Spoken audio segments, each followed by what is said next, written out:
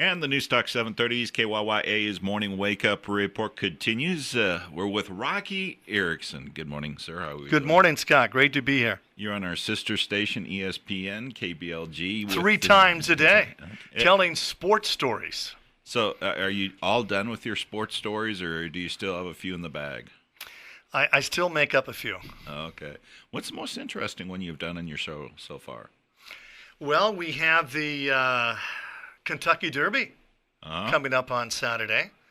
And did you know that there was a Montana horse that won the Kentucky Derby? Were you aware of that? Everybody knows that, Rocky. Of course they do. Well, the reason why I'm here today is to talk about, on this date, the U.S. Congress established Days of Remembrance as the nation's annual commemoration of the Holocaust. And you know a lot about the Holocaust. This talk about your passion for it and how that all came about. You know, it all started when my daughter, Carissa, took the first genocide class offered at Billings West, a class that is taught by Rob Stanton, who's also the football coach and the track coach at West High. And Rob got permission through the school system, School District 2, to teach a genocide class. And now he teaches 4 genocide classes a day. It's become very popular for seniors only. In January, they take a trip to Washington, D.C. to visit the Holocaust Museum. I went with my daughter and my son on both those trips. And then every summer he takes a group to Auschwitz death camp in Poland with Holocaust survivor Eva Kor to tour Auschwitz, where over 2 million Jews were murdered at that one campsite.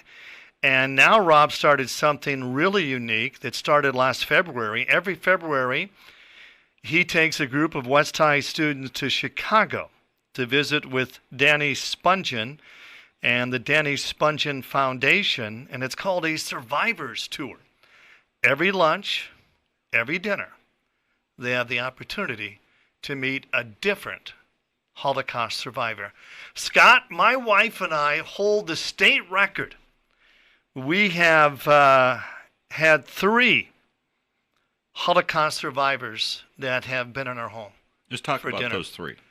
We had Eva Kor. Okay, stop right there. We're going to hear a little clip from her about the experiment. I was injected with a deadly germ, and became very ill after one of those injections, and then taken to the hospital.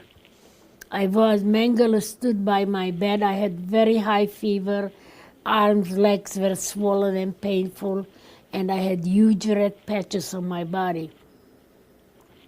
Mengele came in next morning and looked at my fever chart. He never examined me and said, laughing sarcastically, "Too bad, she's so young. She has only 2 weeks to live." I knew he was right, but I refused to die. So for the next 2 weeks, I was between life and death. And I remember crawling on the barrack floor, fading in and out of consciousness. I was crawling to reach a faucet with water at the other end of the barrack, because this barrack was not allocated any food, nor water, nor medicine. No. After 2 weeks, my fever broke, and then I felt a lot stronger, and it took me another 3 weeks before I was released from the hospital and reunited with Miriam. Miriam was very sick, and she looked like the living dead I left in the barrack. Dying in Auschwitz was the easiest thing in the world. Surviving was a full-time job. I want to thank Master Loop for giving us that little clip. Okay, tell us about her a little bit. You know, Eva Kor is one of the most remarkable young ladies I've ever met in my entire life. She was one of Dr. Mengele's twins at Auschwitz. And, you know, when you go to Auschwitz with a Holocaust survivor, it's extremely rare. And the first thing you do is Eva takes her group to the railroad car. It's a cattle car. And that's how they brought in the Jews who were taken from different countries to Auschwitz. And she stands by that cattle car on the selection platform, and it's called a selection platform for one reason. That's where the Nazi guard selected who lives and who dies. Those railroad tracks end at the gas chambers. 95% of those that were sent to Auschwitz went straight to the gas chambers. For Eva, her parents and her 2 older sisters and her twin sister Miriam, they had no idea where they were. 3 days and 3 nights in that cattle car from Romania.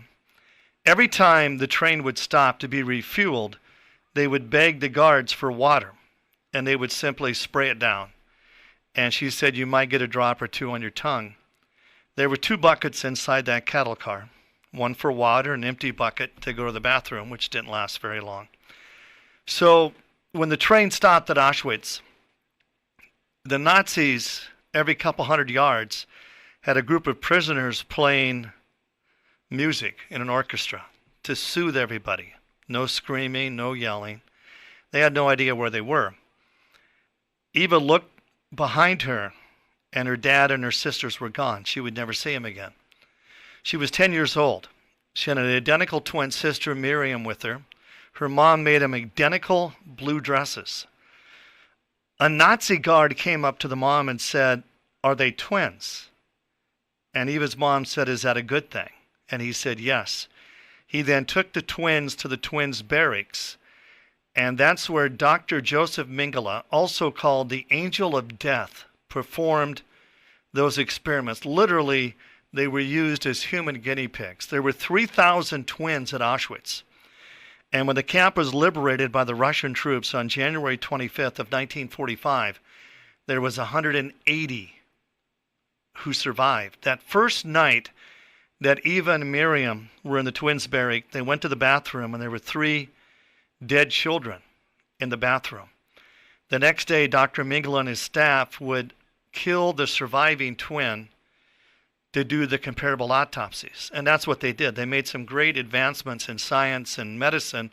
They would inject poison into one twin to see how the other twin would react to that. And for some miraculous reason, even her sister Miriam survived. Now, of those 180 who survived out of 3,000, today, Eva is one of only 3 of Dr. Mengele's twins who are still alive.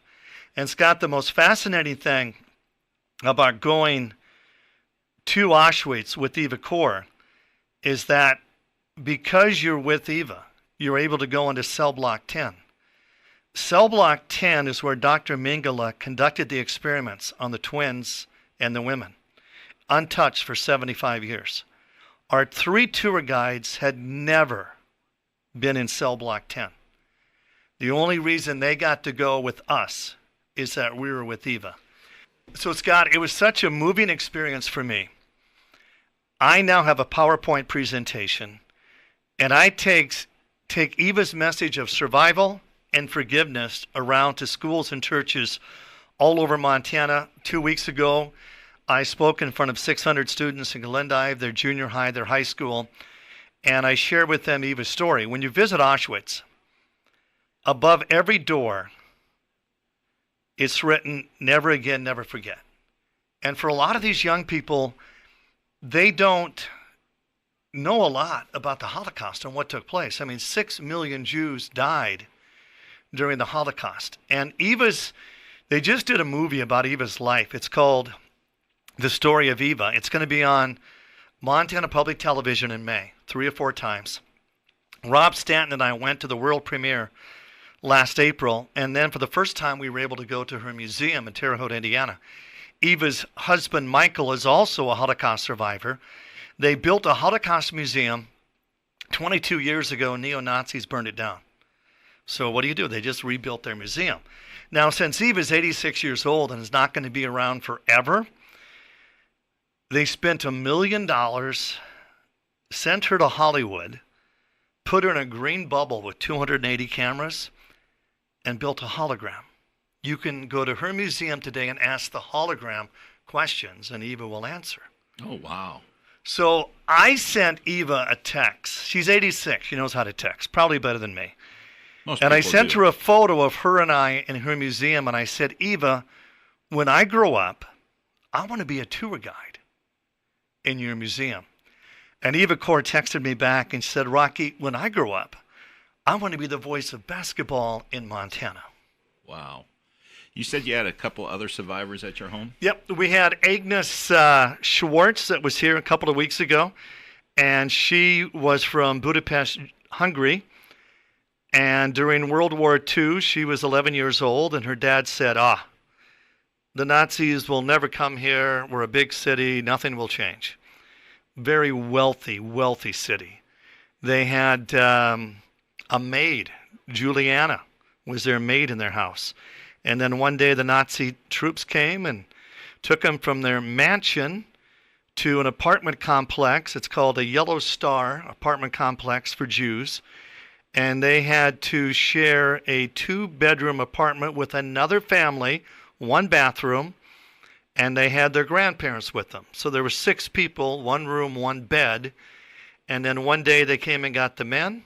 One day they came and got the women. And then a couple of weeks later, Juliana, a Roman Catholic, showed up and told Agnes, you're going to go live with me. And you're going to pretend you're Catholic. And we're going to pretend you're my niece. And on the way home, you're going to memorize the rosary. So Agnes Schwartz survived the Holocaust by hiding out in the open. Wow. When I introduced Agnes at West High a couple of weeks ago, what you have to remember is not every Jew during the Holocaust suffered in concentration camps. Some hid in the open like Agnes. 2 years ago, when my wife and I went to the Holy Land in Israel, we went to the Jerusalem Holocaust Museum, and our tour guide stood outside of the museum next to Schindler's tree, and he told us the most amazing story, Scott. He said, not every Jew suffered in a concentration camp. He said some hid. And he told a story of a family that had a baby girl, and they hid for 4 years. Every time the Nazi troops came close to their hiding place, they would cover the baby's mouth so she wouldn't cry. She did not learn to speak until she was 12 years old. She grew up, became a nurse, and got married and gave birth to 1 child, a girl. And our tour guide, Ronan, said, and I married that little girl. Wow. You're doing a little, almost like Paul Harveyism here a little bit this morning. Well, if you listen to my daily sports show on ESPN, that's what it sounds like. Well, yeah. So the third. Magna Brown. Magna Brown. Again, since it's been 75 years since the start of World War II, if you are a survivor of the Holocaust today, you were a child during the Holocaust. And Magna Brown was 10 years old, and she was at Auschwitz with her mom and her relatives, and everybody died. And she was there for 6 months. And then she got moved to a chemical munitions factory by the Nazis, where they made chemical weapons. And she grabs my arm and she says, Rocky, my hair fell out. My teeth turned yellow. But it was a wonderful experience compared to Auschwitz, because every day I got a glass of milk. Wow. So what have you learned the most from these 3 survivors? I had the opportunity to speak at a lot of high school graduations.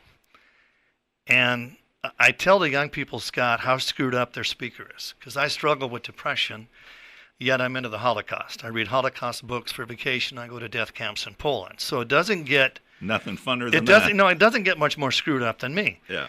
And, when you meet these people and you see what they've overcome,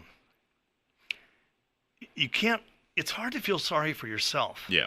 And the difficulties that you go through. Wolf Blitzer, for the 70th anniversary of Auschwitz, did the most amazing documentary. Wolf Blitzer highlighted 3 children who were at Auschwitz. One, of course, was Eva Kor. One was a young boy who worked in the tailor shop at Auschwitz. 9 years old. He made a mistake on a guard's uniform. The guard beat him up and then threw the shirt at him. It's wintertime in Poland. It's cold. So the little boy put that shirt on underneath his striped uniform. He purposely made 2 more mistakes on uniforms to try to stay warm. Today, he owns a famous tailor shop in New York City, and he makes suits for presidents. Another lady was 8 years old, and she played the violin, one of those orchestras at the selection platform. And she's a part of a famous Philadelphia orchestra today. So they all did not use their experiences and what they suffered during the Holocaust. And they overcame that, and they made something in their lives. And we can all do that. I mean, you got to look ahead, and you can't, feel sorry for yourself, and I can't do this because I was born this way, or I can't do this. Look at you and I. We grew up in the middle of nowhere, northeastern Montana. Yeah. And you're Scott Fredericks. You're a big-time radio host. And you're a big-time sportscaster. How many times did you win Sportscaster of the Year in the state of Montana? How many trophies are on? Just a couple. Just a little bit more than a couple. Well, I want to thank you for coming in this morning, my friend. It's great to be here. And one more final story. 2 years ago, we were in Israel on National Holocaust Remembrance Day in Israel. No restaurants open, no bars, no nothing. Mm-hmm. If you're on the interstate, when that siren goes off for 10 minutes, you stop your car, you get out of your car, and you stand at attention. We were on a hike, and we stopped and we stood for 10 minutes while that siren was going off. And that's a humbling experience to be in Israel during that time. And the News Talk 730's KYYA's Morning Wake Up Report continues right after these messages.